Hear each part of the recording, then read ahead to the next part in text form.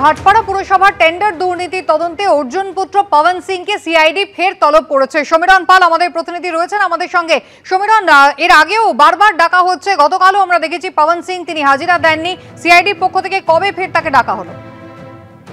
দেখো, সিআইডির পক্ষ থেকে কুসুমিতা আগামী সোমবার দিন বেলা 12:30টার সময় ভবানী ভবনে হাজির হতে নির্দেশ দেওয়া হয়েছে ভাটপাড়ার বিজেপি বিধায়ক তথা অর্জুন পুত্র পবন সিংকে। এবং পবন সিং আজকে যেটা জানিয়েছেন যে তিনি গতদিন যেতে পারেননি, কারণ এনআইএর একটি মামলার তদন্তে তিনি সাক্ষী দিতে গেছিলেন এবং নানা রকম বিধায়ক হিসেবে তার বেশ কিছু কাজকর্ম ছিল, সেই কারণে যেতে পারেননি। আবার তাকে আগামী 13 তারিখে ভবানী ভবনে ডাকা হয়েছে। ভাটপাড়া পুরসভায় যে দুর্নীতি হয়েছিল 2020 সালে যে মামলা, যেখানে তৎকালীন পুরপ্রধান অর্জুন সিং যখন তৃণমূলে ছিলেন তার বিরুদ্ধে যে অভিযোগ উঠেছিল যে ভুয়ো কোম্পানি তৈরি করে টেন্ডার পাস করা, এবং সেই একটি কোম্পানি যেখানে পবন সিংকে মালিক হিসেবে দেখানো হয়েছিল, সেই কারণে পবন সিংকে জিজ্ঞাসাবাদের প্রয়োজন রয়েছে, সেই কারণে সিআইডি তাকে তলব করেছিল এবং এর আগে তিনি জানেন। একেবারে ধন্যবাদ। ফের তৃণমূলের মঞ্চে দেখা গেল একজন ব্লক ডেভেলপমেন্ট অফিসারকে। ছবিটা দেখুন, একেবারে মহিলা তৃণমূল কংগ্রেসের বনভোজন ছিল আর সেখানে উত্তরীয় পরে সম্বর্ধনা নিলেন রানাঘাট 1 নম্বর ব্লকের বিডিও জয়দেব মণ্ডল। আগেও এ ধরনের ঘটনা দেখা গিয়েছে, একেবারে শাসক দলের অনুষ্ঠান যেখানে পুলিশের কর্তা ব্যক্তিদের অনুষ্ঠানে উপস্থিত থাকতে দেখা গিয়েছে, অংশগ্রহণ করতে দেখা গিয়েছে, সম্বর্ধনা নিতে দেখা গিয়েছে। আর এবার রানাঘাট 1 নম্বর ব্লকের বিডিও জয়দেব মণ্ডল, তাকে দেখা গেল মহিলা তৃণমূল কংগ্রেসের বনভোজনের অনুষ্ঠানে। সেখানে একেবারে হাতে ফুল দিয়ে তাকে সম্বর্ধনা জানানো হলো।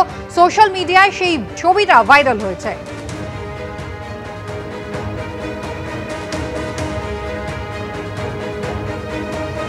সুজিত মণ্ডল আমাদের প্রতিনিধি রয়েছেন আমাদের সঙ্গে। সুজিত, আমরা এরকম ছবিও দেখেছি যে একেবারে পার্টি অফিসে বসে একজন সরকারি আধিকারিক তার আইবুড়ো ভাত পর্যন্ত খাওয়ানো হয়েছিল, আর এবার একেবারে মহিলা তৃণমূল কংগ্রেসের বনভোজন অনুষ্ঠান, সেখানে বিডিও তিনি আমন্ত্রিত।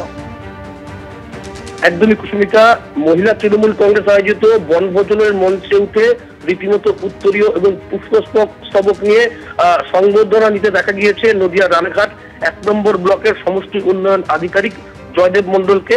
এবং সেই ছবি সোশ্যাল মিডিয়ায় রীতিমতো ভাইরাল হয়েছে এবং এই সোশ্যাল মিডিয়ায় ভাইরাল হওয়ার পরেই কিন্তু কার্যত বিরোধী দল বিজেপি তারা কিন্তু আক্রমণ করতে ছাড়েনি। এবং বিতর্ক প্রসঙ্গে বিডিও জয়দেব মণ্ডল যেটা বলেছেন যে আমি এবং পঞ্চায়েত সমিতির সভাপতি পায়াডাঙ্গায় একটি সরকারি বৈঠকে গিয়েছিলাম, সেখান থেকে ফেরার পথে ভেতরের রাস্তা দিয়ে আসছিলাম, মানে আসছিল তাদের এই গাড়ি, এবং সেই সময় পঞ্চায়েত সমিতির সভাপতি তিনি বলেন এই রাস্তা দিয়ে গেলে সুবিধা হবে এবং তার কথাতেই তিনি সেখানে যান বলে এমনটাই কিন্তু জানিয়েছেন। এদিকে বিষয়টি নিয়ে পঞ্চায়েত সমিতির যে সভাপতি রয়েছেন প্রদীপ ঘোষ, তিনি যেটা বলেছেন আমি বিডিও সাহেবকে জোর করেই কার্যত নিয়ে গিয়েছিলাম, যেহেতু বৈঠক শেষ করে একসঙ্গে আমরা ফিরছিলাম, ওখানে রাজনৈতিক কোনো পতাকা ছিল বলে আমরা জানি না।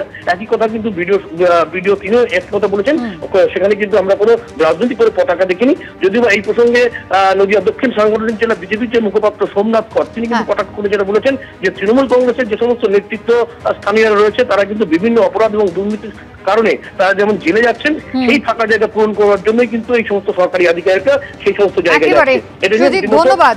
সোশ্যাল মিডিয়াতে যে ছবি ভাইরাল হয়েছে সেখানে কিন্তু তৃণমূল কংগ্রেসের পতাকা একেবারে স্পষ্ট দেখতে পাওয়া যাচ্ছে।